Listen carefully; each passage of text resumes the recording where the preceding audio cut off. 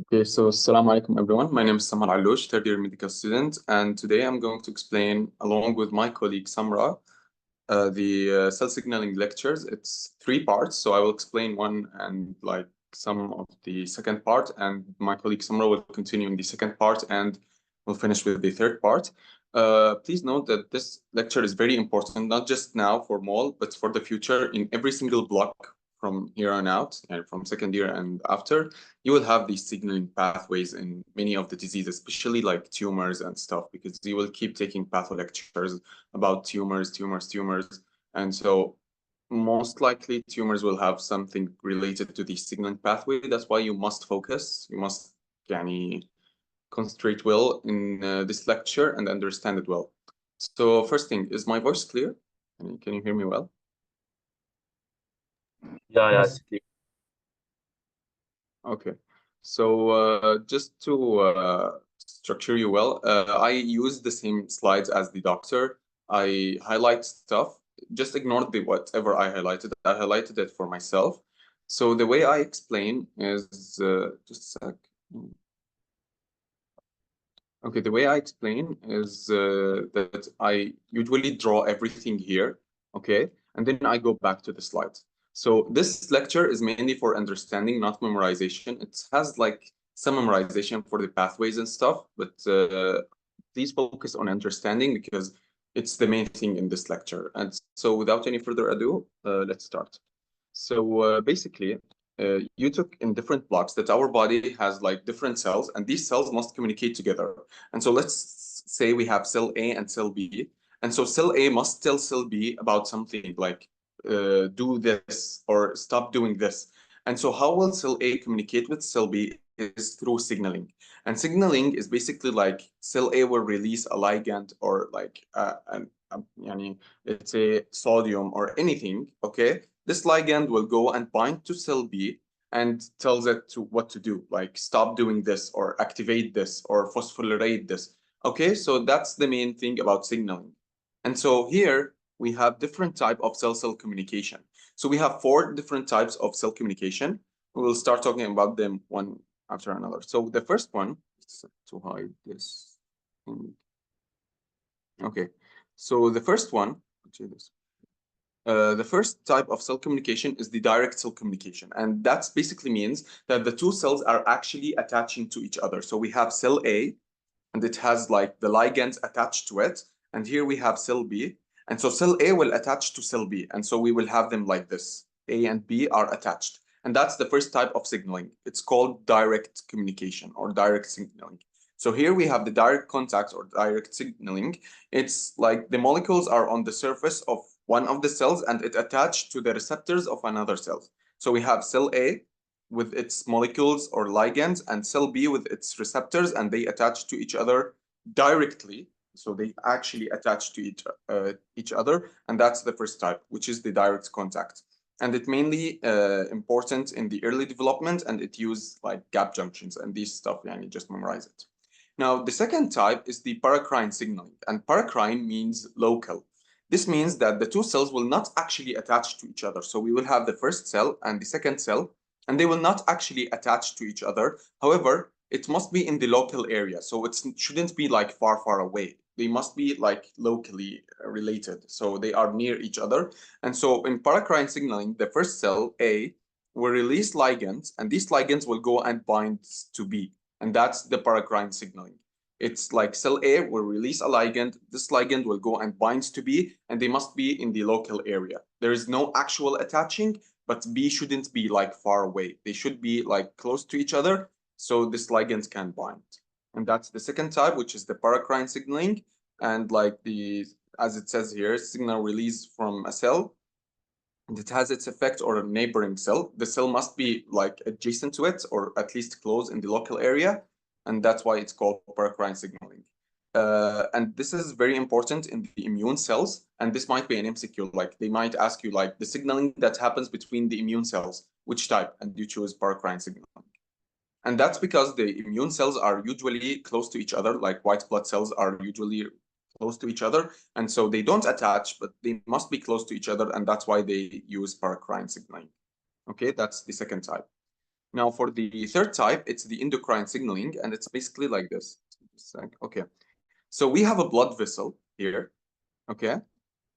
And we have cell A, this cell A, it releases its ligands, and the ligands go in the blood, and it moves with the blood, and then it leaves the blood to reach cell B. And this means that this A and B are not locally related. They are far, far away. So A, let's say, is in the kidney, and B is in the heart, let's say. And so A in the kidney will release the ligands, it will go through the blood, and then it will leave the blood system to reach B, which is in the heart. So endocrine is mainly about using the blood system. So endocrine signaling is like hormones, and it usually use what's called the blood vessels. Okay, that's the third type. Now the fourth type is the synaptic signaling, and from its name, synaptic, so it uses the neurons. So we will have an axon. Here we will have an axon, and it has the axon termina, and it will have like the here we have A and here we have B, and so A will release its ligands, it will go through the axon, and then it will leave and reach B and cause the effect. So in endocrine, we use the blood vessels. In neurons, or in the synaptic, we use the neurons. Okay, and so here we have the axon, and in the synaptic termina, the ligand of cell A may leave and go to another neuron, or it may leave and go to like the muscles, like you are taking an MSK, like A will release sodium and potassium, or an action potential, and this action potential will leave and go to another neuron, or it will go to the muscles. And so this is the fourth type of signaling, which is the synaptic signaling. And so synaptic signaling is about using the nerves, and it's associated with the like a neuron and the target cell, and the area that this connection happens between the neuron and the target cell is called the chemical synapse, and you're mostly taking this in MSK. So this is like an introduction. You probably took this before. So is everything clear? Yeah, all clear. Okay, just a second.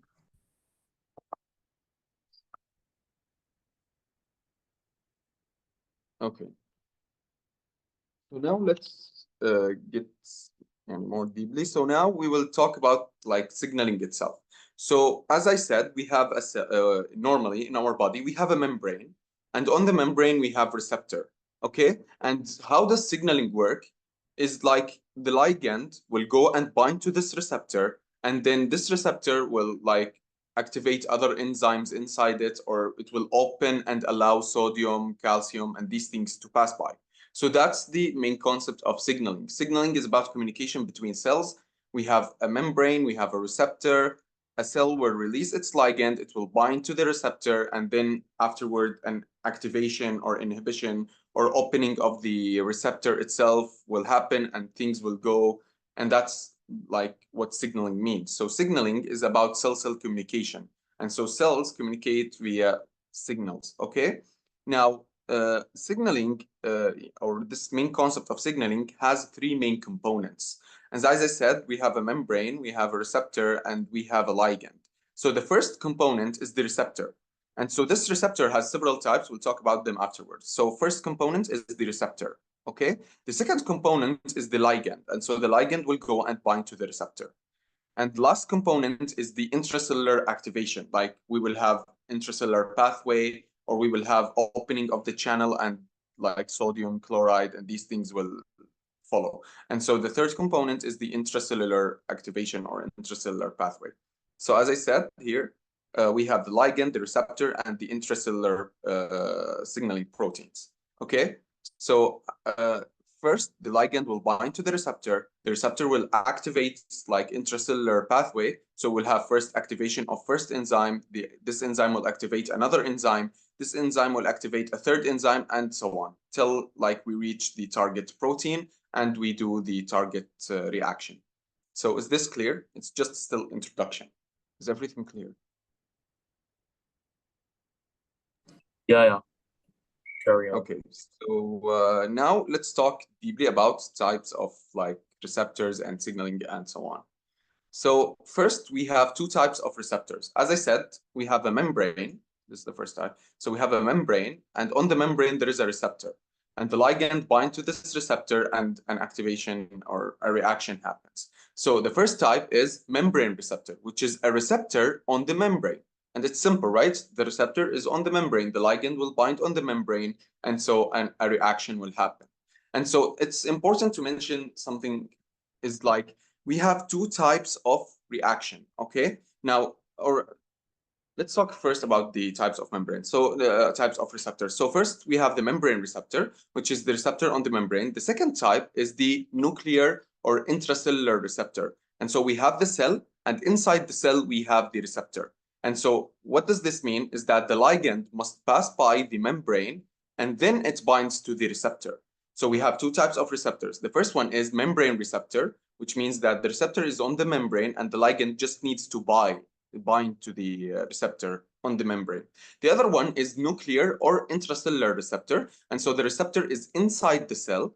And so the ligand must pass by the membrane and then binds to the receptor and cause the reaction.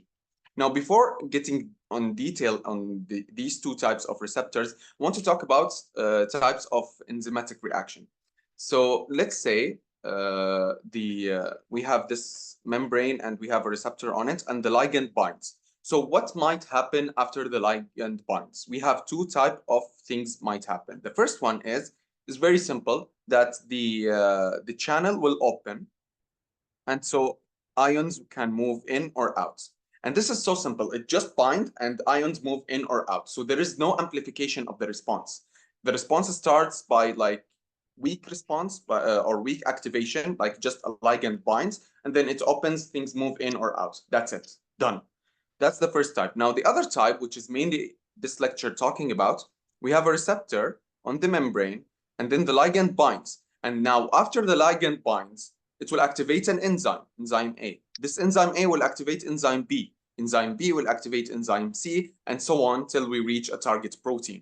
And here, since we have many, like a cascade, or like activation of many enzymes, this will cause amplification of the response. So we may start with just one ligand, just one thing binding, and then so many responses happen. Why? Because this type of thing or this type of response activates so many enzymes, and so enzyme A activates B, B activates C, C activates D, and so on. So we will have amplification of the response. So we might start with weak activation, but the response is very big. Okay, so to recap that, we have two types of reaction. When the enzyme or the ligand binds, it will cause two things. The first one is it will just open the channel and things will move in or out. So there is no amplification, it's just simply things move in or out. Okay, the other one is after the ligand binds, it will activate enzyme A, then B, then C, then D. So we will have a big cascade, and this thing will cause amplification of the response. Okay, is this clear?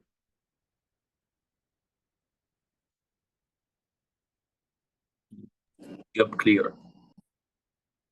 Okay, so now let's go back to the type of receptors. So as I said, we have the first type, which is membrane receptor. And so membrane receptor, it's just a receptor on the membrane and the ligands bind on it. And after it binds, it will activate enzyme A, B, C, D, and these things. So membrane receptors are mainly for the second type of activation, which is the cascade activation, which is activate A, then B, then C, then D. And so we will have a big amplification of the response. So we may start with a weak or a low response, low activation, but the response is very big, and that's because there is amplification, and that's mainly in the membrane receptor. So in membrane receptor, we have amplification, and so we may start with a weak or low activation, but the end result is very big, and that's because of amplification. Now, the other type is the nuclear receptor or the intracellular receptors. So we have the cell, and inside it, there is the receptor. And so the ligand must pass by the membrane. And so after it passed by the membrane, it go and bind to the receptor. And then after that, it may open a channel inside, or it may go and bind to the DNA and cause like the reaction. And so here you can notice there is no activation of A, B, C, D. It just binds, open the channels, or binds and go to the DNA. And so there is no amplification. And so it may start with a weak activation, but the end result will be a weak response. Or it may start with a big activation, and the end result is a big response. Okay, so let's go to the slides to make things clear. I know it might be a little bit confusing. So we have two types, membrane and nuclear. The membrane receptor, usually the ligand is on low concentration. Why? Because it has the amplification thing. And so even if it's in low concentration, it will cause a big reaction because of the amplification. Now, one thing important to mention that the ligand is not passing by the membrane. It's just binding on the receptor on the membrane. And so it's hydrophilic. Okay, so yeah, I guess you know what hydrophilic mean, but it's mainly, it's like, it's not steroid, it's not lipid, so it can't pass by the membrane. That's why it binds on the membrane and cause the reaction. However, in the nuclear receptor, the receptor is inside the cell or inside the nucleus, so the ligand must be hydrophobic. Hydrophobic means it's lipid, it's steroid, and so it can pass by the membrane. So in the nuclear receptor, since the receptor is inside, the ligand must be hydrophobic or steroid-like. That's why it can pass by the membrane or the nuclear membrane and then binds to the receptor inside and cause the reaction. And since the reaction is so simple, it's like opening a channel or go to the DNA, then there is no amplification. As we said, there will be no amplification. As it says here, there is no amplification. And so it must start in high concentration. So it causes a high response. Is this clear? I know it's a little bit confusing, but I hope I explained it well. So is it clear? Yes. Okay. So now let's talk more about the signaling itself. So as I said, signaling is mainly about having a membrane and there is a receptor and there is the ligand binds on this receptor. Now the ligand that binds has 4 types. Okay, now we will talk about them. So the first type is, okay, the first type is small molecules, and small molecules are usually amino acids and its derivatives. So glutamate, glycine, epinephrine, stuff that are usually hydrophilic. So it binds on the receptor on the membrane. And so that's the first type, small molecules, amino acids or glycine, stuff like this. The second type is steroids, okay? And it's usually from cholesterol. The third type is eicosanoids, which is from arachidonic acid. You probably know these because you finished so many blocks. And finally, we have proteins and polypeptides. This part, there is no explanation. You just need to memorize. We have 4 types of ligands. First are small molecules, such as amino acid, epinephrine, stuff like this. Second is steroids. Third is eicosanoids. And fourth is proteins. So we have 4 types of ligands.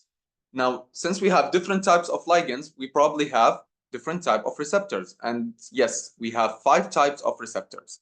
Now let's talk about the types of receptors themselves. So the first type of receptors, so as we said, we have 5 types of receptors.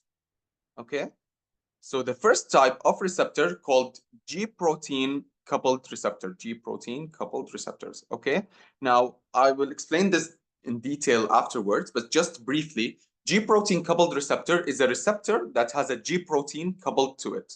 So it's like a receptor, and on the receptor, like under the receptor, there is a G protein glued to the receptor itself. So once we have the receptor, we have a G protein attached to it all the time. That's the first type of receptors, G protein coupled receptors, a receptor that has a G protein attached to it all the time. Now, the second type of receptors are tyrosine kinase receptors. And these types of receptors are like this. We have a membrane and then we have the receptor. And since it's called tyrosine kinase, kinase is something that causes phosphorylation. So we have something and the kinase acts on it. It will cause phosphorylation of this thing. So it will add a phosphate group.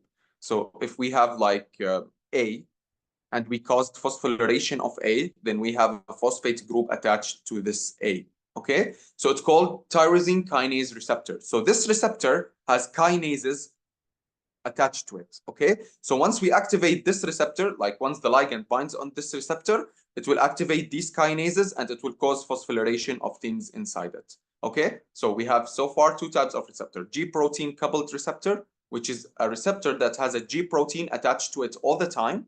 And the second type is tyrosine kinase receptor, which is a receptor that has a kinase inside it. So once we activate the receptor, the kinase will be activated and it will cause phosphorylation of so many enzymes. Okay, that's the second type of receptors. Now, the third type of receptor is the simple type, which is the ligand-gated channels. And so it's a receptor. Once the ligand binds, it will open and it will cause sodium and chloride and many ions to move in or out. It's just a simple receptor. It will, once the ligand binds on it, it will open, it will cause things to move in or out, okay? And the third type of receptor is the steroid receptor, which is like, it will be explained in cell signaling 3 by my colleague. And there are unique receptors, but just ignore them. So to sum up this discussion, we have first thing, the G protein coupled receptor, which is a receptor with a G protein attached to it. The second type is tyrosine kinase receptor, which is a receptor with a kinase attached to it, okay? And so this kinase, once the receptor is activated, the kinase gets activated, and it will cause phosphorylation of many things. The third type is ligand-gated channels, which is a channel. Once the ligand binds to it, it will open, and it will cause things to move in or out. Then there is steroid receptors, which is the receptors that bind steroids, and it will get explained in detail afterwards, okay? But there are no much about it. It's just like a receptor that binds steroids. So here it has like some visuals. So this is chemical gated ion channels. So once the ligand binds, it will cause the ions to move in or out. The second one is enzymatic receptor or tyrosine kinase receptor. So once the ligand binds, it will activate an enzyme, and this enzyme will cause phosphorylation. The third type, as we said, is the G protein receptor. And so it has a G protein attached to it. And so once the ligand binds, this G protein will get activated. And then there is the steroid receptor. We will explain it. My colleague will explain it afterwards. So now we reached our first checkpoint. Is everything clear? Anyone has any question? Anything?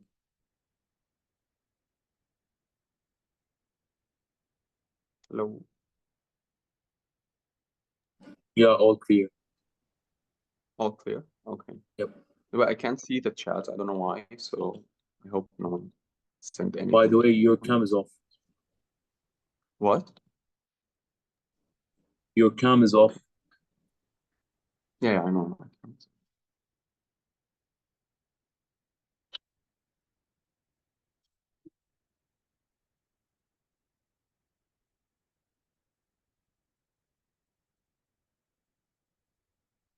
Okay. So let's continue. So everything is clear so far, right? Because now we will get to the actual content. This is all is just introduction to whatever is going to happen now. Everything is clear, right? Okay, so let's start. So now, as I said, we have 4 types of receptors. We said we have the gated ion channels, the enzymatic, and the G protein, and the steroid. Now we will start talking about the steroid one, and we will explain it like in detail. So please focus with me. I will explain on this board everything, and then we will go to the slides. So as I said, we have the first type of receptors, which is the G protein coupled receptors. And as I explained, G protein coupled receptor is a receptor that has a G protein attached to it. So now, how does this receptor look like? Okay. So as I said, it's a receptor that has G protein coupled to it. We will first explain how the receptor look like, then how the G protein look like. So let's start talking about the receptor itself. So G protein coupled receptors are like this. We have 7 helical structure. Helical means like this, okay? And so in G protein coupled receptors, we have 7 helical structures. So 1, 2, 3, 4, 5, 6, 7, okay? We have 7 helical structures, okay? So in G protein coupled receptors, we have 7 helical structures and an N terminal at the out of the membrane and a C terminal inside the cell, okay? So that's how a G protein coupled receptor look like. It is a 7 helical structure, so 1, 2, 3, 4, 5, 7, 7 helical structure with an N terminal outside and the C terminal inside, okay? Now, inside here, inside the cell, just to change the color. Okay, inside the cell, these are connected with each other, okay? And this connection between the helical structures is a disulfide bond. Okay, disulfide bond. And outside, it's also connected, and it's connected by also a disulfide bond. This was an MCQ. like what is the type of bond between the helical structure and the G protein coupled receptor? And the answer is disulfide bond. Okay, and so now we know the structure. It's 7 helical structure with an N terminal outside and the C terminal inside. And between the helical structures, we have disulfide bond attaching them together. Okay, now let's explain how things works here. So the ligand here will go and bind. Where will it bind? It will bind to the N terminal because it's the part outside. So the ligand will bind to the N terminal. It will activate the enzyme. And as I said, there is a G protein attached to this receptor. Where does the G protein attach? It attached to the C terminal. So here the C terminal has the G protein attached to it. So now we know the structure. Let's summarize it.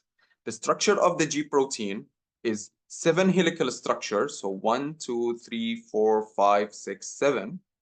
And there is a disulfide bond between them. And we have an N terminal outside where the ligand binds. And we have a C terminal inside where the G protein binds. Okay, that's the structure of the G protein. Now, because it has like a very weird structure, it has so many names. Okay, so the first name that we have is G protein coupled receptor because it's a receptor that has a G protein attached to it. Okay, that's the first type. The first name, G protein coupled receptor. Now, since it has a 7 helical structures that passing the membrane, it's called 7 transmembrane receptor. 7 from the 7 helical structure, transmembrane because the helical structure are passing the membrane. Now, it's also called heptahelical receptor. Hepta means 7, and helical from the helical. So it's heptahelical receptor. And finally, since it's like a snake passing by so many times, it's called serpentine receptor. Serpentine from the word serpent, which is a snake. Now, I know it's silly, but Dr. Ahmed loves to play with names, so it may like appear in the question as heptahelical, it may appear as 7 transmembrane, it may appear as G protein. So please memorize the names. The names are G protein coupled receptor because it's a receptor that has a G protein attached to it. It might also be 7 transmembrane because it has 7 parts passing the membrane. It might be heptahelical because there are 7 helicals, and serpentine because it's like a serpent. Okay, is this clear? I have a question about this. Yeah, ask. Oh, not about this. Like you mentioned about the extracellular signaling molecules, right? Yeah. The types. So what's the difference between steroid hormones and icosanoids, I think they're called, which are derivatives from arachidonic acid? They are both hydrophobic, right? So they Yeah, both they are bind to both. Okay. So this is going to be explained in cell signaling 3, but mostly it's like this. So if we have the, it's not receptor, it's like nuclear. Steroid are mainly stuff like estrogen, you know, the stuff like steroid stuff like progesterone and estrogen, progesterone, these things. It's just a steroid. Okay, it go and binds. One sub-classification of steroid are eicosanoids. Okay, and they are like, I don't know if you guys took it yet or not, but it's like look at trends, BGI, BG. Did you prostaglandins? Did you take prostaglandins? We take them as part Okay, so prostaglandins are these eicosanoids stuff. Steroid is just the main classification, which include estrogen and these things. Okay. Okay. Do you get it? Thank you. Okay.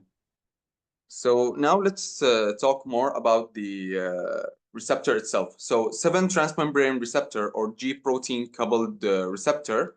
It's here it says it's the largest, most ubiquitous, most versatile. What does this mean? It means since it's very complicated and it has a very weird structure and these things, yani, it can bind to many things. Like, so there are so many ligands that can bind to the G protein receptor, okay? Like more than thousands ligands can bind to the G protein receptors. So it is very versatile. It can bind to many things. And guess what? It can cause so many reactions. So it can bind to like more than 1,000 ligands, and it can cause more than 1,000 reactions, okay? And that's what this sentence means. It means that it can bind to so many things, and also it can cause so many reactions. And it's the most targeted in like drugs because it's related to so many diseases. So many drugs like target the G protein receptor. Okay, here it's just like a recap of what I said. It's 7 transmembrane loops. The N terminal binds to the ligands, the C terminal binds to the G protein, and between the loops they are stabilized by a disulfide bond or disulfide bridge. There are 3 internal and 3 external. So here we have 1, 2, 3 external disulfide bridge, and here we have 1, 2, 3 internal disulfide bridge. It's just a recap of what I said. So now we know how does the receptor look like, okay? Final recap for this, we have a receptor, we have the membrane, we have like 7 helicals, the N and the C. And in the C, the G protein binds to it. Now we know how does the receptor look like. So how does the G protein look like? And that's the actual important part. The G protein is made of 3 subunits, okay? So it's trimeric. Trimeric means it's made of 3 subunits. The G protein is made of alpha subunit, and there is beta subunit, and there is gamma subunit, okay? So the G protein is made of 3 subunits, alpha, beta, and gamma. Now, the one that wants to do the action and is very active and wants to cause so many enzymatic reactions is the alpha.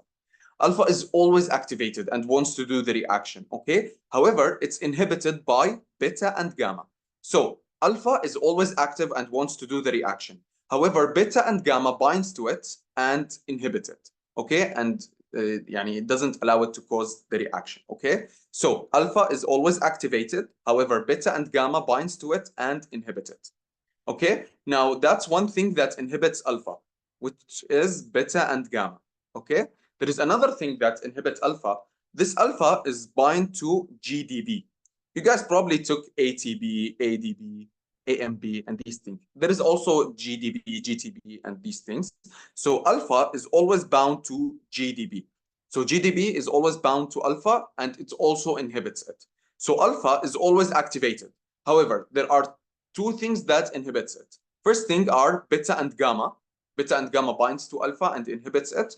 The other thing is GDB. GDB binds to alpha and also it inhibits it. So now we know that how the G protein look like. So now we have the membrane, 7 helical structures, N terminal in the outside, C terminal in the inside, bound to a G protein. This G protein is made of 3 subunits, alpha, beta, and gamma. Alpha is always activated. However, beta and gamma binds to it and inhibits it. And alpha is also bound to GDB, which also inhibits it. Now, how do we get alpha to be activated and cause the reaction? By 2 things. The first thing is by converting this GDB to GTB, okay? So to get alpha activated, we first remove the GDB and convert it to GTB. Once the GDB is removed and its alpha attached to GTB, the beta and the gamma will be removed, and now we have alpha GTB. And this is activated and it caused like so many reactions. We will talk about them afterwards, okay? So to summarize this whole things up, we have a G protein made of alpha, beta, and gamma. Alpha is always activated, however, beta and gamma inhibits it. And alpha is always also attached to GDB, which also inhibits it. To activate alpha, we need to switch GDB into GTB.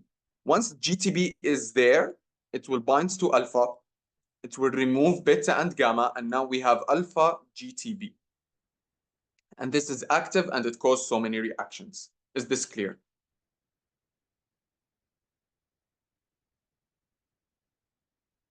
Okay, so now let's talk about how like the whole things happen. Now we have a receptor, we have the G protein receptor, we have like the N terminal, C terminal. In the C terminal, we have like alpha, beta, gamma, which is the G protein, and it's bound to GDB.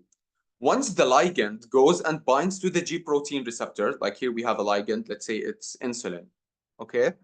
Once insulin goes and binds to the G protein coupled receptors, it will cause GDB to be removed and GTB will be added to alpha. Now, beta and gamma will also be removed. And now, because of insulin bindings or any hormone binding, it will activate alpha to become alpha GTB. And now the reaction will happen. Okay, so here it says like the hormone will first bind, it will activate the G protein complex. The G protein complex will become active, so it will become alpha GTP. And then the alpha GTP will activate other enzymes, and the enzymes will activate other enzymes, and so on. So that's how things happen. Here also it shows the structure. So we said 7 helical structure. We have the G protein made of 3 subunits, alpha, beta, gamma. Alpha is attached to GDB. Once it's activated, it's become GTB with alpha, without beta and gamma, and so it goes and causes the reaction.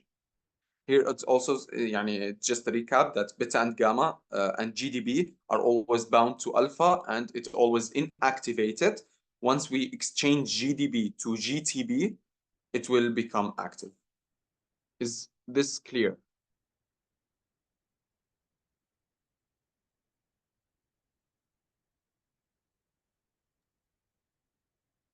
Okay.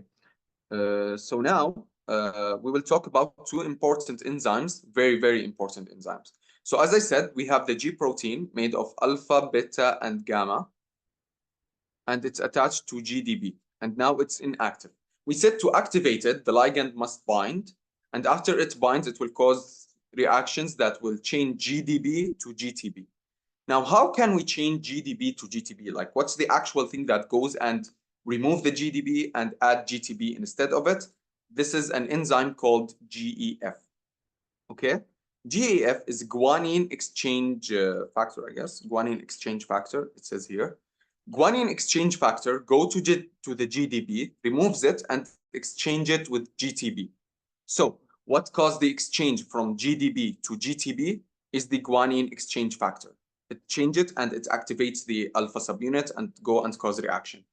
Also, the GEF is multiplayer. So it's first can activate and it also can inhibit. How is that?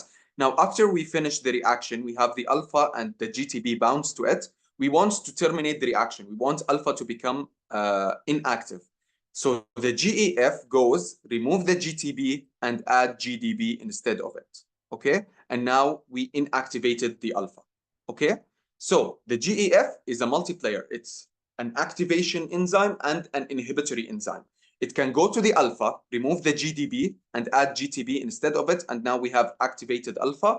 And it can go to the activated alpha, remove the GTB, add GDB, and inhibit the alpha. Okay, so that's the function of the first enzyme, which is the GEF. GEF is a multiplayer. It's both activatory and inhibitory. Although it's most of the time activatory, but if we want to finish the reaction, GEF can go, remove the GTB and add the GDB and ends the whole reaction. Okay, now, so first we have the GEF, which is both activation and inhibition. Now we have another one, which is called here, the GAP, okay, GT-based activating protein. Now GAP is different. GAP is only for inhibition. So it goes to the activated alpha, it removes the GTB, add GDB instead of it, and it terminates the reaction. So we have 2 types of enzyme. GEF, which is for both activation and inhibition, it changes GDB to GTB and activate the whole thing, and it change GTB to GDB and end the whole thing. Okay, so GEF is for both activation and inhibition. The other one is GAP, and GAP is only for inhibition. It goes to the GTB, remove it, and add GDB instead of it. Okay, and so GAP is for terminating the reaction. Okay, is this clear? So now, before we get into the actual signaling pathways, let's summarize the G protein. The G protein is a membrane receptor that has 7 helical structures. It has N and C. And the C, we have the G protein, which is made of alpha, beta, gamma. And it's inactive because it's attached to the GDB. Once the signaling pathway happens, the ligand will bind here. It will cause activation of everything. And the GEF will go and change GDB into GTB. And now we have activated alpha. Now the activated alpha will go and cause so many reactions. And once it's finished, we need to convert it back to the inactive form. And so GEF and GAP together go and remove the GTB, add GDB instead of it. And now we have inactivated alpha. Okay, so to activate alpha, we have the GEF. To inactivate alpha, we have GEF and gap. Okay, is this clear?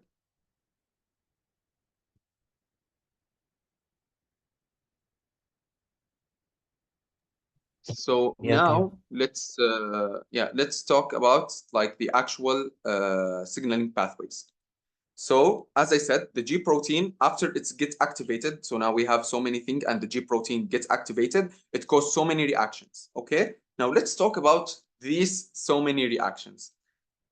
Now we have two types of reactions. After the G protein gets activated, this is the G protein attached, it's the alpha subunit attached to the GTP. Now it's active.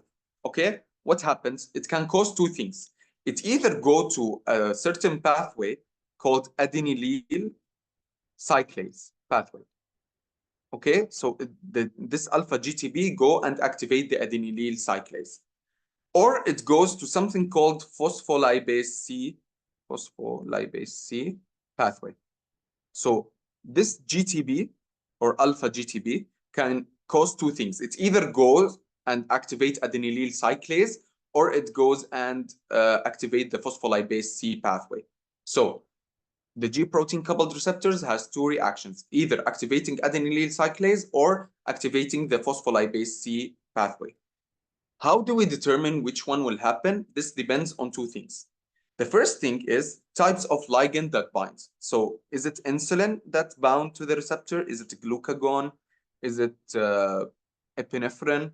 So depending on the thing that's bound to the G protein coupled receptor, the following reaction happens. Okay, that's the first thing. The second thing is the type of the G protein coupled receptor. Like imagine this 7 helical thing that we explained so many times has 4 different types. It has actually 20, but in the lecture we only focus on 4. So the G protein coupled receptors has 4 types. Each type can cause different reaction.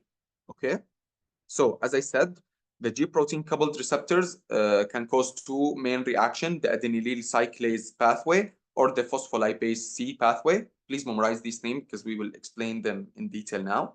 And there are at least 20 different G protein types. However, we only focus on 4, which is GS, GI, GQ, and G12/13. Now we reached the second point. Is everything clear? Is there any question?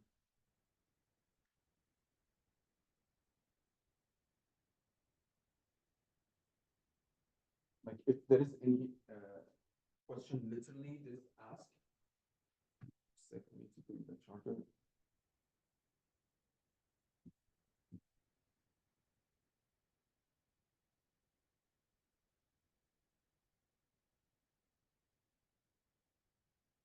Okay, so if everything clear, let's continue and start talking about each signaling pathway. So, as I was saying, we have 4 different types of the G proteins. Let's talk about them now in detail. So we have 4 different types of the G protein, and depends on each one, we will have a different signaling pathway. Now, the 4 types are GS, GI, GQ, and G12/13. And I memorized them by like sec of getting 12/13, which is not full mark. So we have 4 different types: GS, GI, GQ, and G12/13, which is sec of getting 12/13 in each exam. Okay, so let's talk about each one of them. The GS, S stands for stimulatory. Okay, stimulatory means it's stimulating. Okay, and so we can now imagine what's its action. It's gonna stimulate something else because it says stimulatory. Now this GS, which is stimulatory, its action is activation of adenylyl cyclase. As we said, we have 2 types of reaction: adenylyl cyclase or phospholipase C. And so the GS, S stands for stimulatory, so it means it will activate, and so the GS is for activation of adenylyl cyclase. Now the GI, I stands for inhibitory, okay?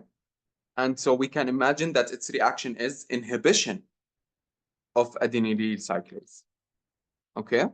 So far we have GS and GI. GS is stimulation of adenylyl cyclase.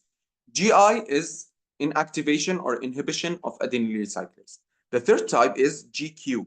And GQ is for activation of not adenylyl cyclase, the other one, the phospholipase C. Okay, so the third type is GQ, which is activation of phospholipase C. And the fourth type is different. It's not related to all of this. It's for something called guanine cyclase, and we will explain it later. So don't focus on it now. Now let's focus on the first three. So G protein has four types. The first one is GS, which is stimulation of adenylyl cyclase. The second one is GI, which is inhibition of adenylyl cyclase. The third one is GQ, which is activation of phospholipase C. And the fourth one is G12/13, and we will talk about this later because it's way different than the others in each way. Okay, so that's the four types of G protein. We have GS, which is stimulation of adenylyl cyclase, GI, inhibition of adenylyl cyclase, GQ, increase in IB, which is phospholipase C pathway, and GT or G12/13. It has two names. It is for stimulating cyclic GMP. That's a different thing we will talk about later. Okay, is this clear?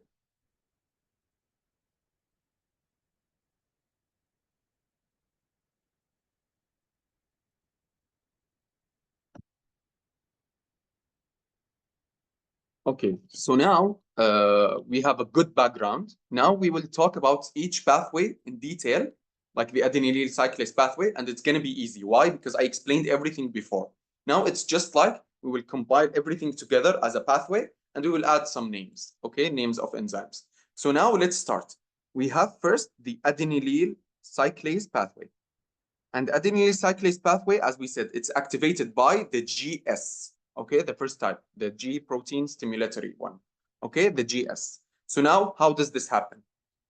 I will write the whole steps here, and you need to understand them and memorize them. So first, we have a ligand that binds to the G protein coupled receptor. Okay, so now we have the G protein coupled receptor and the ligand bind to it. Okay, so here the ligand, it binds to it. Okay, second is we have activation of the G protein. So here the G protein was alpha, beta, gamma, and the alpha was bound to GDB, which is inactive. And since the ligand bound, it will be active and will become alpha GTB. So that's the second step. First, the ligand binds to the G protein. Second, we have activation of the G protein, so it will become alpha GTP. Now, what will happen? Now we have activated alpha GTP. What will happen? The alpha GTP will go and activate adenylyl cyclase enzyme. Okay? So, alpha GTP will go and activate adenylyl cyclase enzyme. Adenylyl cyclase enzyme will go to the ATP and it will convert it to cyclic AMP. Just memorize these things, okay? Adenylyl cyclase go to ATP and convert it to cyclic AMP, okay? Now, this cyclic AMP goes to something called BKA, which is protein kinase A, and activates it. So cyclic AMP go to protein kinase A, activates protein kinase A. And protein kinase A, from the name, it's a kinase. So it goes and phosphorylates other enzymes and causes the reaction that we want. Okay? I know it's a bit complicated, but it's like a story. Okay? And once you memorize the story, everything will be clear. So let's talk about the story again. First, we have the ligand binds and these things, and so we will have activated G alpha S. Okay? S is the stimulatory. Once we have the activated G alpha S, it will go to adenylyl cyclase. It will activate adenylyl cyclase. Okay? Once adenylyl cyclase is activated, it goes and activates cyclic AMP. It converts ATP to cyclic AMP. Once cyclic AMP is activated, it goes to something called BKA. Once BKA is activated, it go and cause so many reactions that we want. Okay, it's mainly phosphorylating other enzymes and activating them. Okay, so first we have the G protein activation, then it goes to the adenylyl cyclase, then it activates cyclic AMP, and then cyclic AMP activate the BKA and cause the reaction that we want. Okay, is this clear? That's the adenylyl cyclase. It's literally 4 steps. First is the G protein, then the adenylyl cyclase, then the cyclic AMP, and then the PKA. Like you can make a mnemonic or something like GACIP, which is GACB, GACAP. And okay, GACAP is G protein, A is adenylate cyclase, K is cyclic AMP, EP is BKA. You can memorize it in so many ways. Honestly, I don't use any mnemonic. I just memorize the pathway. G protein, then adenylate cyclase activate cyclic AMP activate PKA, PKA cause any reaction we want. Okay, is this clear? Okay, so this is the whole pathway. Now let's talk about some details in this pathway.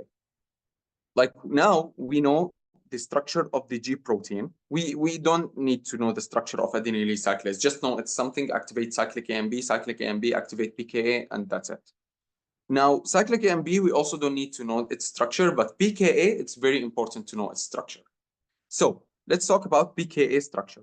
PKA is protein kinase A. And since it's a kinase, it causes phosphorylation of other things. Now let's talk about PKA structure. PKA is made of 4 subunits, okay? It's made of 4 subunits. This is subunit 1, this is subunit 2, and here we have subunit 3 and 4. Now you can notice that subunits 1 and 2 are different in shape than subunit 3 and 4. Why? Because subunit 3 and 4 are the activation subunit. They are subunits that are active and wants to cause reactions so many times. Okay, it's always active. However, 1 and 2 binds to them and inhibit them. So in PKA, we have 4 subunits. 2 subunits are always activated and wants to cause reaction. However, they are bound to 2 other subunits that inhibits them. Okay, so PKA 4 subunits, 2 activated, 2 inhibits the activated one. Okay, so PKA is most of the time inhibited. It doesn't cause anything because the activated part is inhibited by another part. Okay, now let's redraw the PKA. So as we said, it's 4 subunits. These 2 are activated subunits. These are inhibitory subunits, binds to them and inhibit them. Now, once we said that G protein activates adenylyl cyclase, which activates cyclic AMP, which activates PKA. How does cyclic AMP activate PKA? It's so simple. Cyclic AMP go and binds to the inhibitory subunits, which is these 2.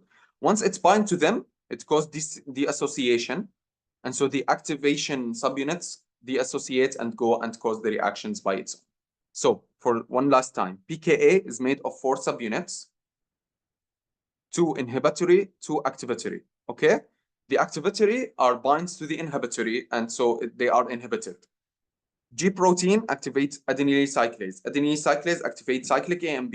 Cyclic AMP goes to the adenylyl cyclase, go to the PKA. It binds to the inhibitory part. It causes it to be deassociated from the activatory part, and the activatory part goes and causes the reactions that we want. Okay, is everything clear? So as you can see here, this is PKA made of 2 subunits, 4 subunits, 2 activatory, 2 inhibitory. The inhibitory are always bound to the activatory and inhibit them from doing any reaction. Cyclic AMP go and bind to the inhibitory, cause it to be deassociated from the activatory. The activatory will go and cause the reaction. Okay, the reaction is by phosphorylation of like different enzymes. Is this clear? Okay, so now we will add 2 more things and khalas, we will finish the adenylyl cyclase pathway. PKA is activated by this. We have like the inhibitory subunits, the activatory subunits, and cyclic AMP go and binds to the inhibitory, separated and go, and the activatory can go and cause the phosphorylation. This reaction can be inhibited. We need to inhibit it because we want to finish it. Like now it's activated. Yes, we finish the reaction. How will we end it? We have one way of ending it, which is, you see the cyclic AMP that is here, that bounds here and cause the dissociation. We can destroy the cyclic AMP and change it to something else called 5-AMP, and that's by an enzyme, an enzyme here called phosphodiesterase. Okay, so phosphodiesterase can go to the cyclic AMP, destroy it, and change it to 5-AMP. Once the cyclic AMP is destroyed, the activatory subunit will bind again to the inhibitory subunit and everything will be inhibited. Okay, that's the first way of inhibiting, by destroying cyclic AMP which will end everything, okay?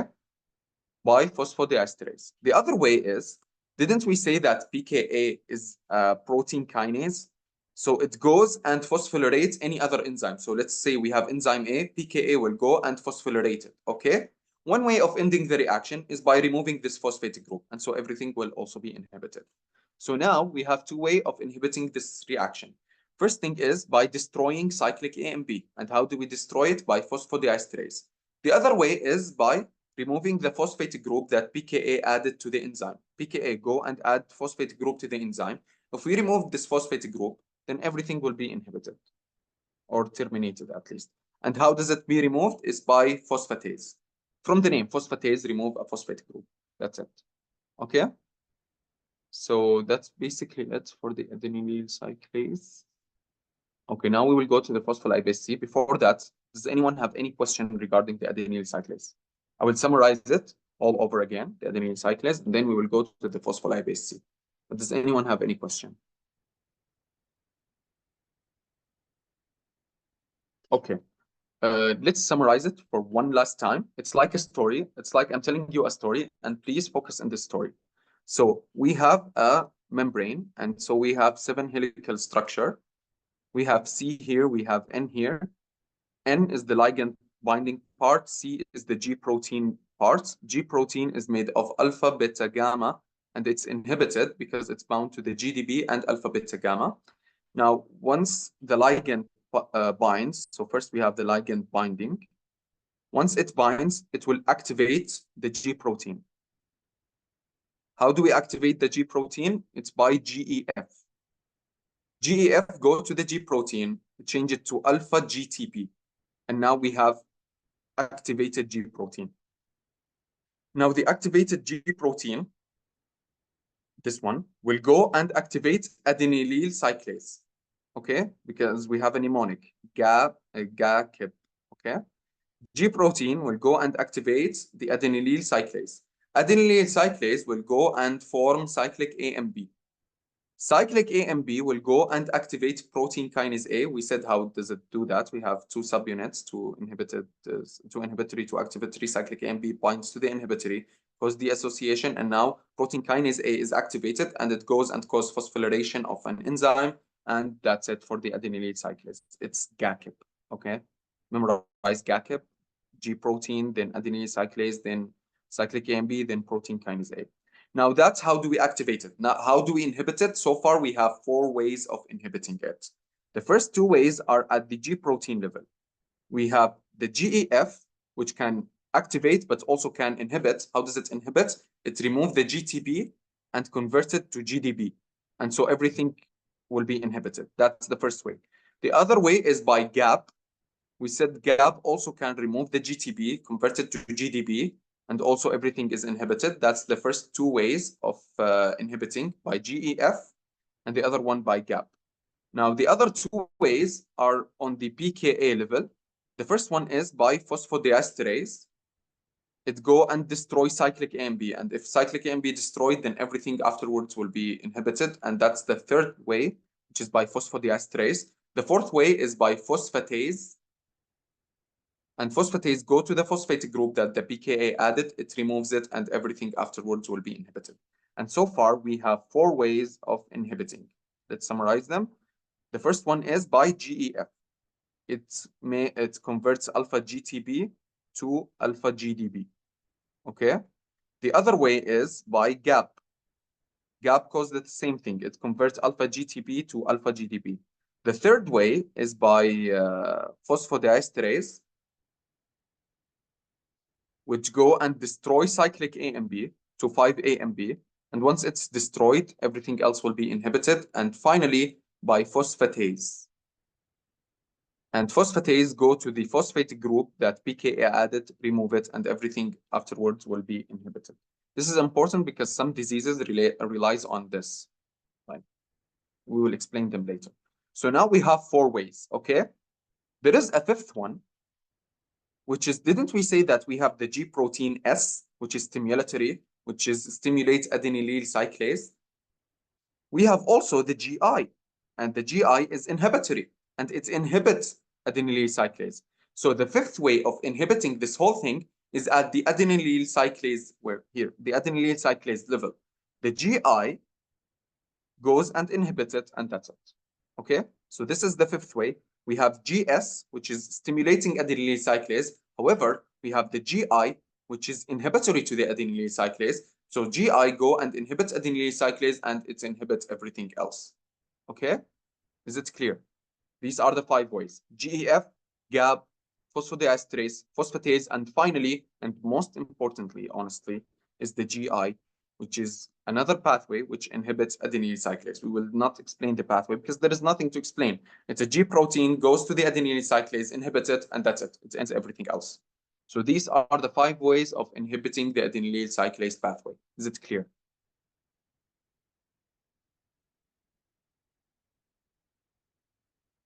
Okay. Now we finished the adenylyl cyclase pathway. Alhamdulillah, that's half of the lecture, more than half actually. Now we'll talk about the other pathway, phospholipase C. And it's also simple, but focus with me, okay? Let's talk about the phospholipase C pathway. Now, as I said, phospholipase C pathway is made by GQ. So far we explained GS, which stimulates adenylyl cyclase. We explained GI, which inhibits adenylyl cyclase, and now we have GQ, the third type. GQ is for phospholipase C pathway. Now, how does this work? It's the same beginning. The ligand bind to the receptor, to the G protein coupled receptor. It will activate GQ. How does it activate GQ? GAF goes and change the GDB to GTB. And now we have it activated GQ. Okay, now what does it do? Now we have GQ activated. Okay, now everything before that is similar to the adenylyl cyclase. A ligand bind, G protein coupled receptor activated, it changed the GDB to GTB and stuff. Now we have GQ activated. Okay, what does it do? Does it activate adenylyl cyclase? No, it's a different pathway. It activates phospholipase C. So how does this happen? GQ goes to phospholipase C and activates it. So instead of activating adenylyl cyclase, GQ activate phospholipase C. Phospholipase C go to something called BEP2. Okay, BEP2, like Pep Guardiola, BEP2. Memorize it this way, I don't know. Okay, BEP2. And BEP2 has the number 2. So it's made of 2 things. Phospholipase go to the BEP2 and separate these 2 things to do different things. The first one is DAG. Okay, you don't need to know what's like what DAG stands for. Just memorize that GQ activate phospholipase C. Phospholipase C go to PEP2. PEP2 is made of 2 things because it has 2. So phospholipase go to PEP2, separate it to DAG. Okay, this is the first one. And the other one is inositol. It's called inositol or IB3. It has both names. Okay, mostly they use IB3. Okay, so far GQ go to phospholipase C, activates it. Phospholipase C go to BIP2, separated to 2 things, DAG and inositol IB3. Okay, now each one of these will cause different things. The DAG will go to the membrane and rest there. Okay, DAG will go to the membrane and rest. Doesn't do anything for now. Okay, it will go and rest. The inositol or IB3, you took an MSK that we have calcium inside the cells and outside the cells. And we have calcium inside something called sarcoplasmic reticulum. Okay? We have calcium inside sarcoplasmic reticulum. We must release this calcium into the cell. How? Inositol IB3 go to the sarcoplasmic reticulum and cause calcium release. And so now calcium is released outward. Okay? Because of inositol. So the BLC, the phospholipase C, go to the BEP2, separated to DAG and IB3. DAG will go to the membrane and rest. The IB3 will go to sarcoplasmic reticulum and cause calcium release. Now both DAG and calcium together will go and activate something called protein kinase C. In adenylyl cyclase, we had protein kinase A. Here in phospholipase C, we have protein kinase C. So calcium and DAG go to protein kinase C, activated, and protein kinase C cause different reactions. Okay, so let's recap what happened here. a ligand will bind, activate, whatever, till we reach to activation of GQ. Everything before that is similar to adenylyl cyclase. Now we have activated G protein or GQ. GQ will go and activate BLC, phospholipase C. Okay, phospholipase C will go to PEP2, separated to two things. The first thing is DAG. The second thing is what's called inositol or IB3. Inositol IB3. Okay, now DAG will go and rest in the membrane. Inositol will go to the sarcoplasmic reticulum, binds to it, and cause calcium release. Calcium and DAG together will activate protein kinase C. Protein kinase C will go and activate different enzymes. Is this clear?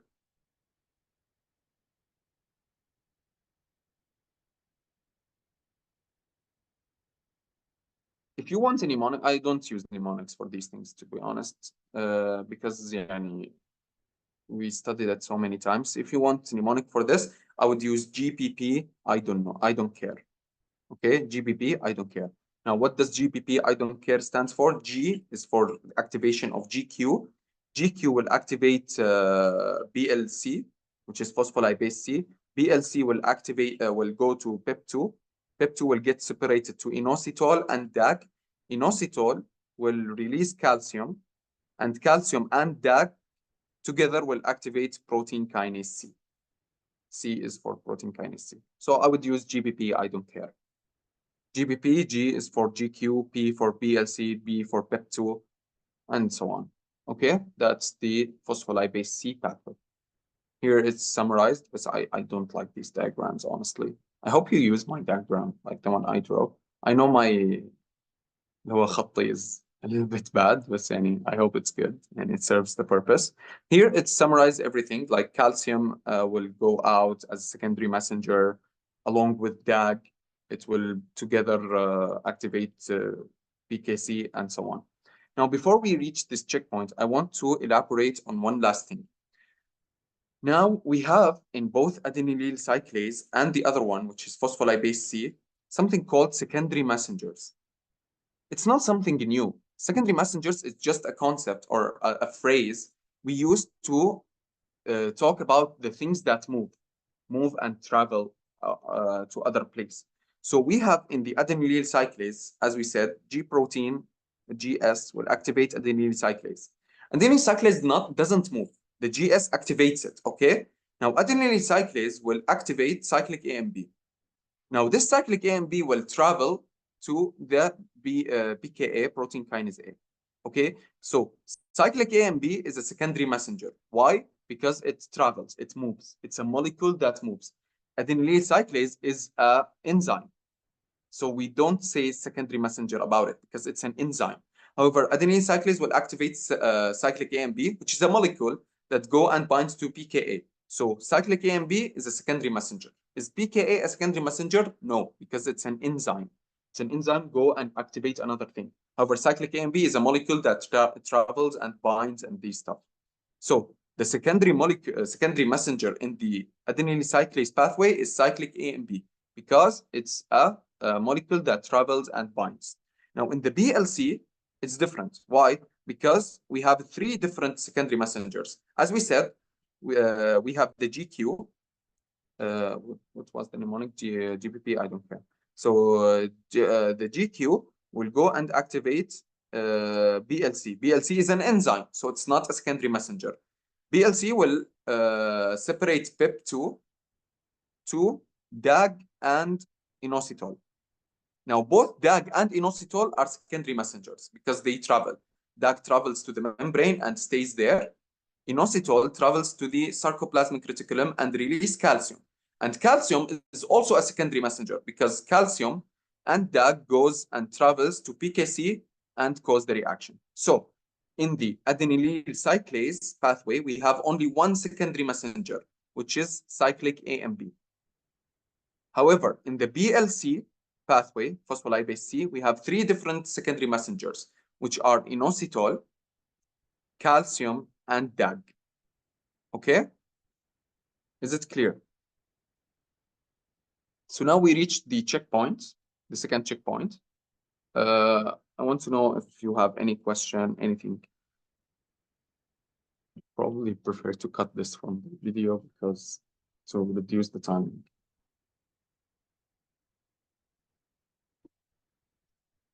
Okay, now we know the two pathways. Okay, we know how do they work. Just a sec to when the page finishes. Wait, I need to make a white sheet, a new white sheet.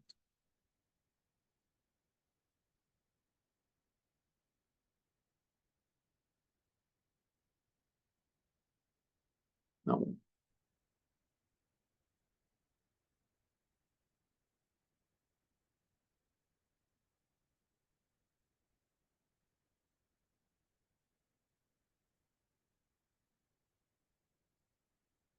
Okay, so now we explained everything. I would like to recap it, but for the sake of time, I wouldn't. Now let's talk about the diseases. So as I said, in the adenylyl cyclase, we have different 5 things that terminates it. The first one is the GEF. GEF goes and exchange GTB to GDB and it ends the whole things up. Okay. The second thing is GAP. And GAP do the same thing. It's a change GTB to GDB. And it's inactivate the whole things up again. Okay.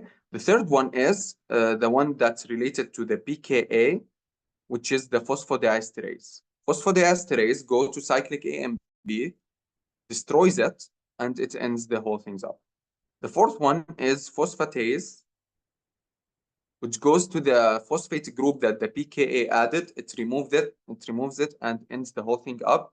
And the fifth one, and the most important one, which is the GI, which is the guanine inhibitory one. Okay, the G protein inhibitory. Okay, it goes and inhibits adenylyl cyclase. Now, these things, 5 ways of inhibiting the pathway to end it. Now, imagine if we don't have them. The GS will always be stimulated and always cause reaction, always cause reaction. Is this good? No, because if we always causing the reaction, this is so bad and it will cause so many diseases. That's why these 5 things are so important, okay, to end the reaction. They are not bad. They are actually good because we need to end the reaction. If we don't have them, the GS will always be activated and this will always cause diseases, okay? Is this clear? So now we have the problems with the signaling. We have 2 types of problems in signalings. Either we have very high activation, so everything is always activated, and this will cause so many diseases, or the other type is we have very low activation, and so the whole pathway is barely activated, or maybe not activated. So we have 2 types of diseases. Either we have so many activations, or we barely have any activation, okay? Now, the diseases in this lecture, or the one Dr. Ahmed Al-Jada focused on, are the so many activation. That's why we will only study them, okay? There are only 2 diseases. So as I was saying, we have 5 ways of inhibiting, okay? And if we don't have them, we will have very high activation, okay? Now, as I said, we have 2 types of diseases, either very high activation or barely activation. Now, for the very high activation, we have also 2 types. It's either we have so much stimulation causing so much activation, okay? So there are so many ligands that binds and cause so many activation, that's one. Or we can't inhibit, like we can't stop. And that's why we have so many activation too. Imagine you are driving a car, okay? And you are at 120 speed, okay?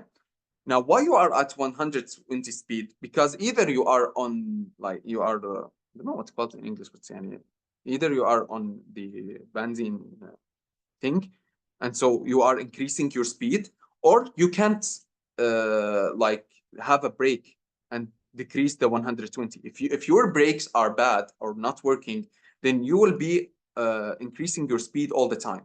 And so here we have very high activation. It's either because we have so much stimulation or because we can't inhibit by the 5 things we said.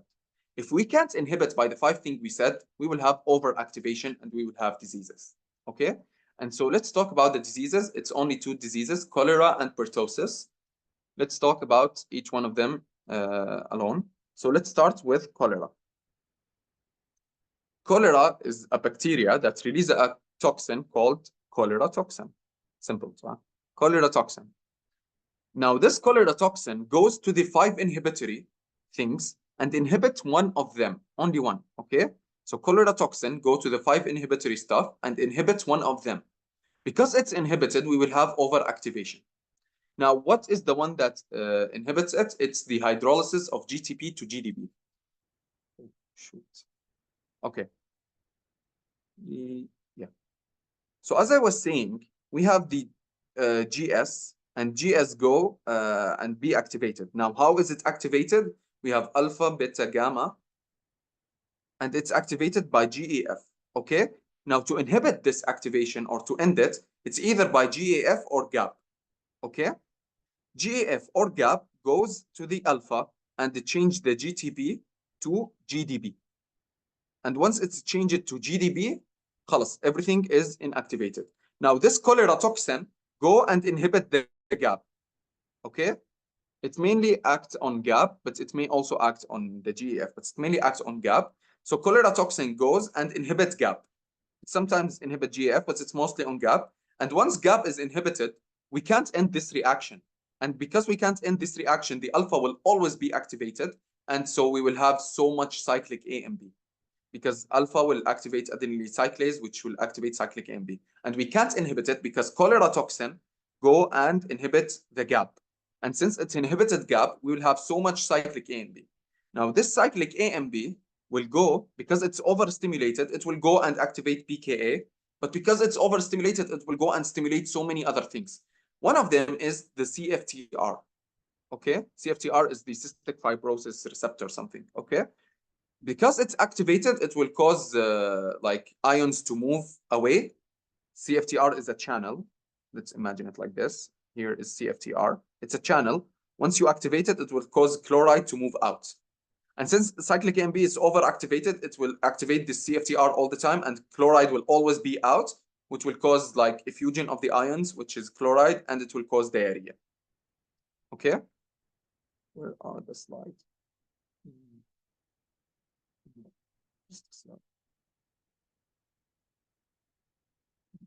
Yep. Okay. So as I was saying,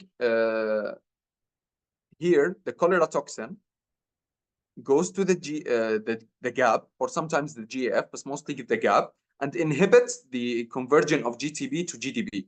Because this is inhibited, GTP will always be there, GS will always be activated, and this will cause very high activation of cyclic AMP. The cyclic AMP, because it's very activated, it will cause to the CFTR, and it will open it. And once CFTR are open, chloride will move out a lot, and water will move with it, and this will cause effusion of ions and water, and it will cause diarrhea. So that's the first one, cholera toxin. Cholera toxin goes to the GEF and GAP, mainly GAP, inhibits it, and since it's inhibited, the whole pathway will be activated so much. We will have high cyclic AMP, and this high cyclic AMP will open CFTR, which will cause high chloride and water movement, which will cause diarrhea. That's cholera toxin. And cholera will cause diarrhea, simple. صح? Now, pertussis, the other one. Pertussis is whooping cough, or السعال الديكي in Arabic. Like you just cough a lot. And why does pertussis happen? Pertussis, it's because also of bacteria. This bacteria will give a toxin. This toxin will go to the 5 things, inhibits one of them, only one, inhibits one of them, and it will cause the GS to be activated all the time, which will cause pertussis. Now, there are no much details in pertussis. You just need to know which one of these is inhibited, and it inhibits the most important one, which is the GI. We said that we have GS, which activates adenylyl cyclase, and it's inhibited also by the GI, which inhibits adenylyl cyclase. Pertussis toxin goes to the GI and inhibits it. And if it's GI inhibited, we can't inhibit GS. And since we can't inhibit GS, it will be overstimulated and it will cause pertussis or whooping cough. And that's it. Okay, that's for pertussis.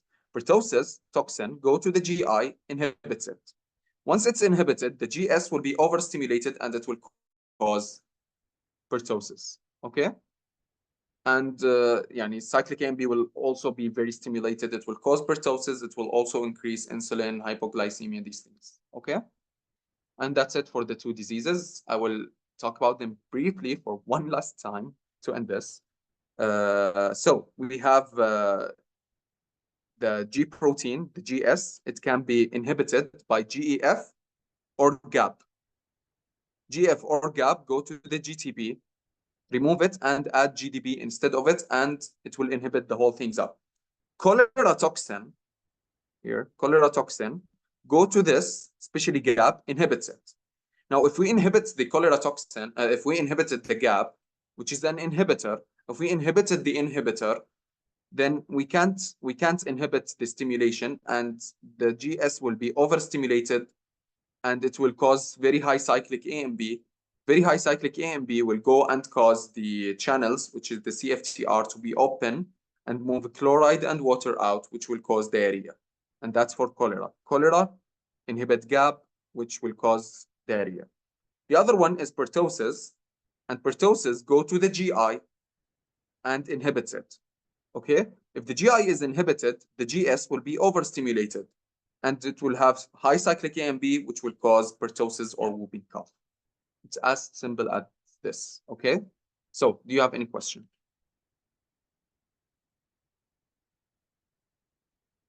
Okay, now we have only two things left, and they are so easy. Yep, they are actually so easy. So, yellow, let's finish them. So first, lastly, we talked about the GS. We finished it. We talked about it. We said the whole thing about it. And we talked about the GI, that it inhibits the GS. Okay, we talked about the diseases related to them too. And we also talked about the GQ, which is activating phospholipase C, and we gave a mnemonic about it, which is GPP, I don't care. And we said the GQ will activate phospholipase C. It will break PEP2 to the inositol and DAG. Inositol will go to sarcoplasmic reticulum, release calcium. Calcium and DAG will activate the PKC, and whatever will happen after. Okay? So we finished these three types. I said there is an extra type called G12/13, or the GT.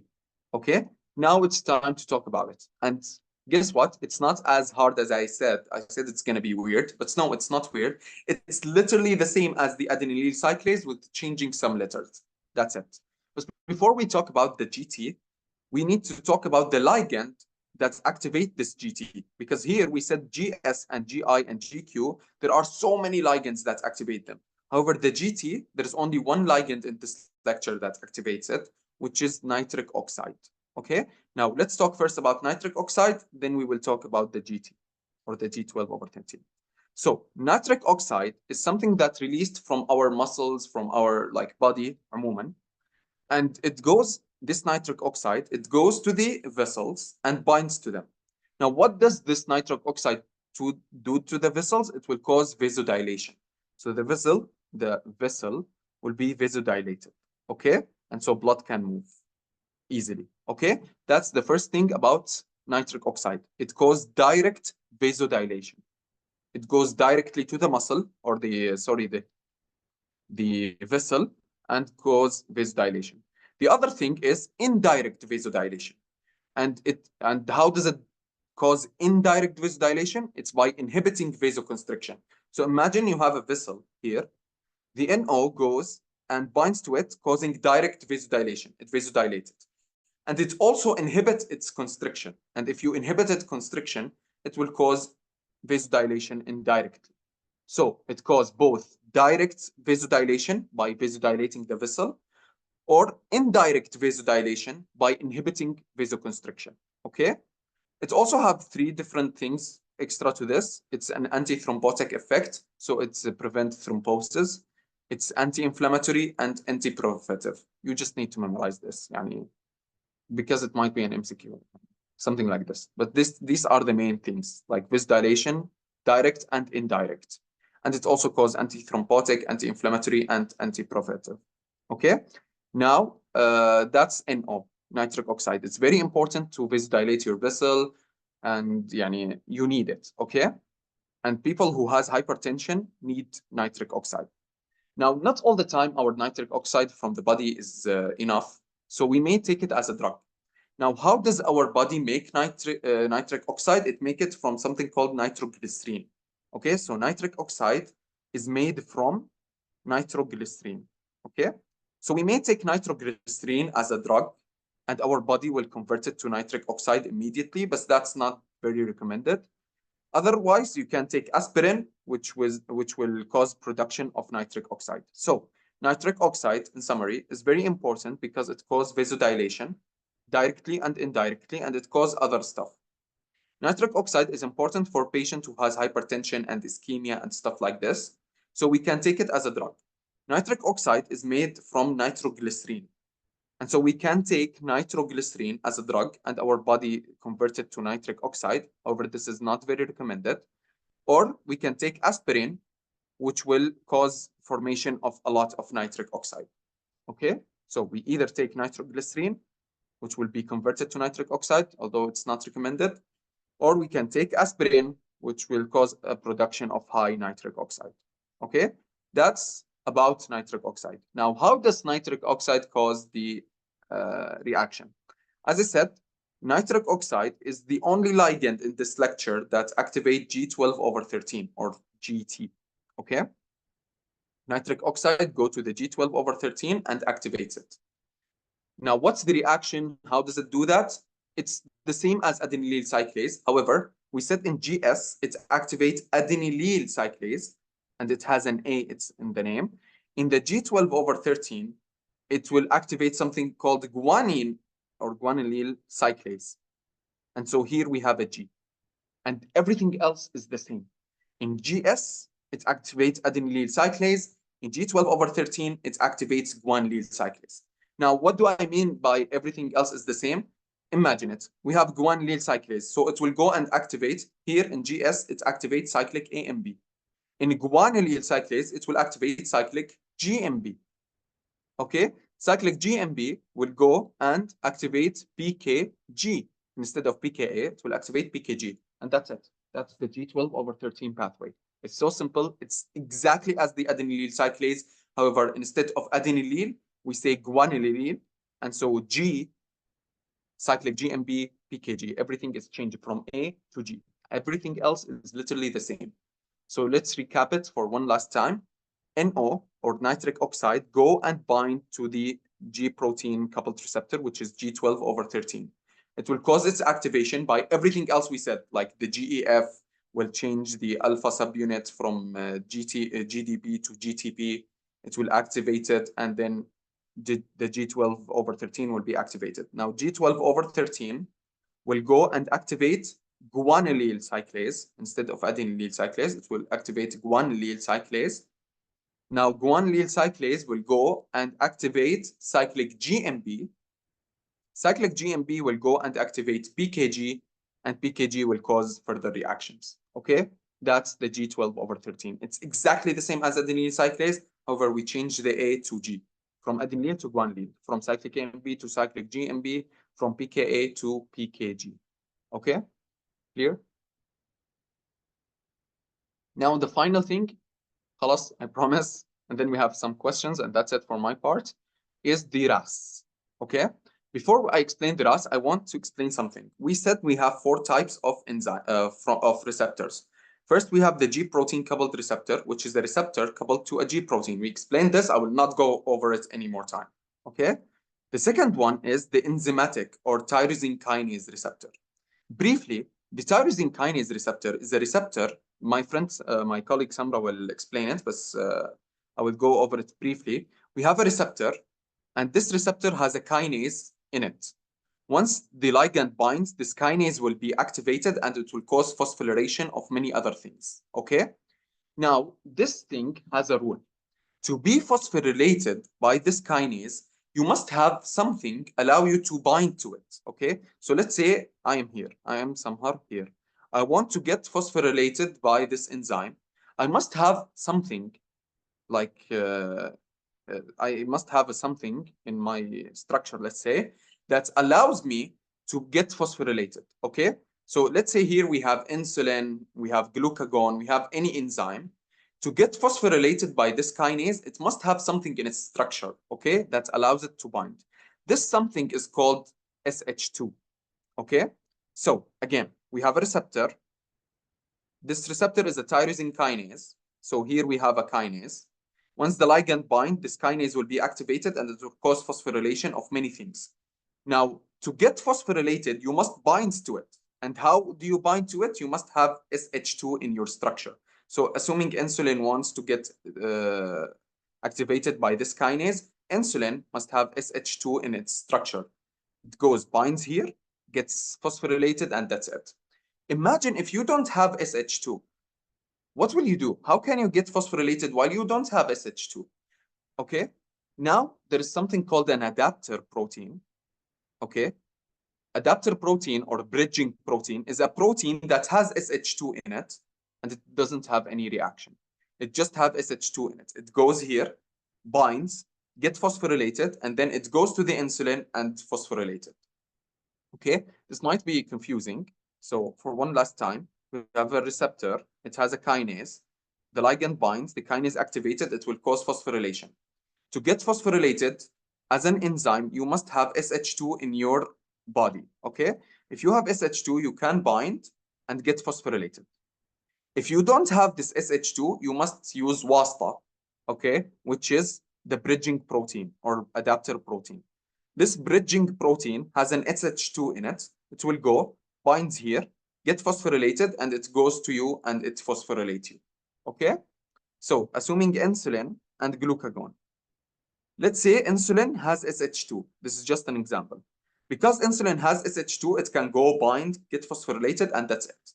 Glucagon doesn't have SH2. So how it will get phosphorylated? It uses the WASTA thing, which is the bridging protein.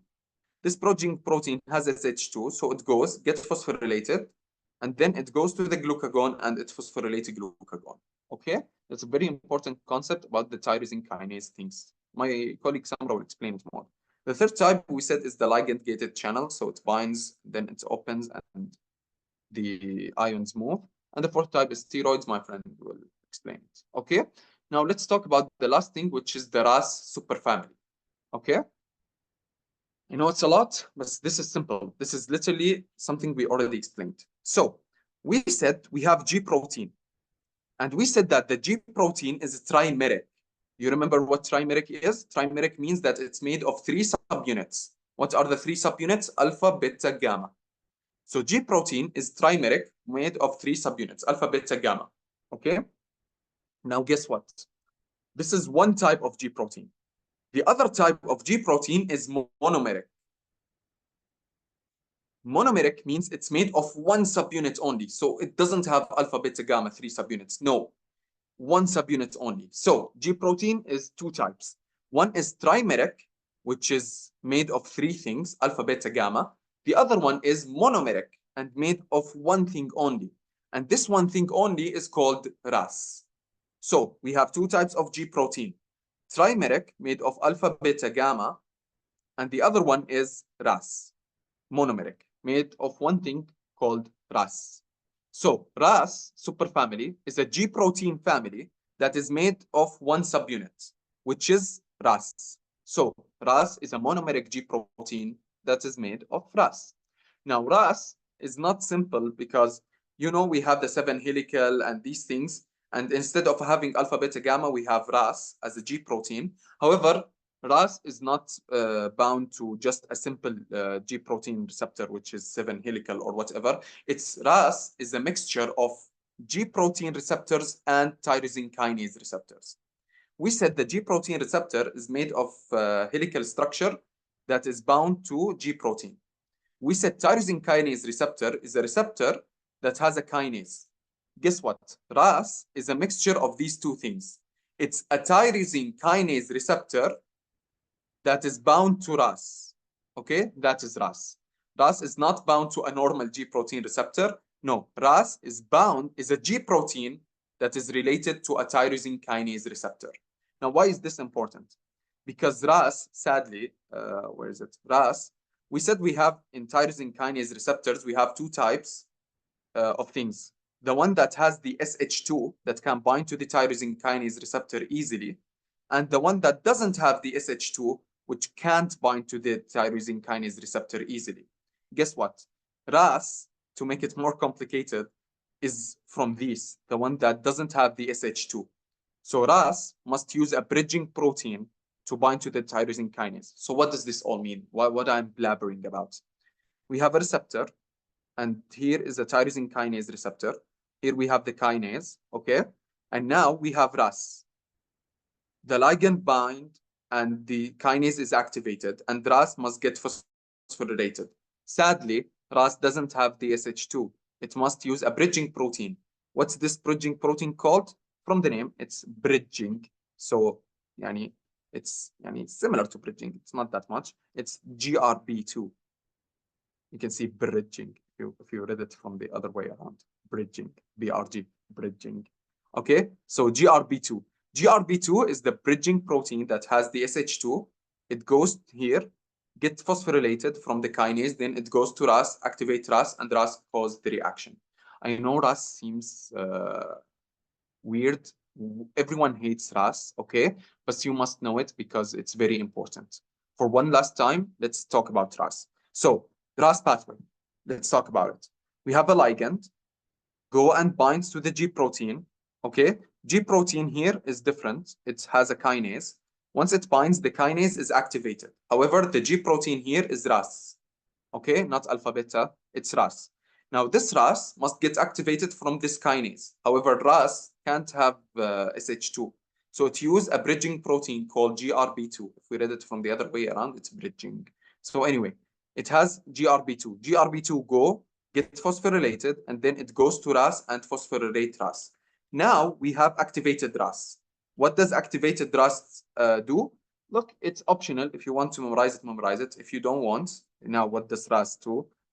I don't know if he will ask you. I don't think he will go that deeply. But if you want, RAS will go and activate something called, even I forget the names. RAS go and activate something called RAF and MABIC-ERK.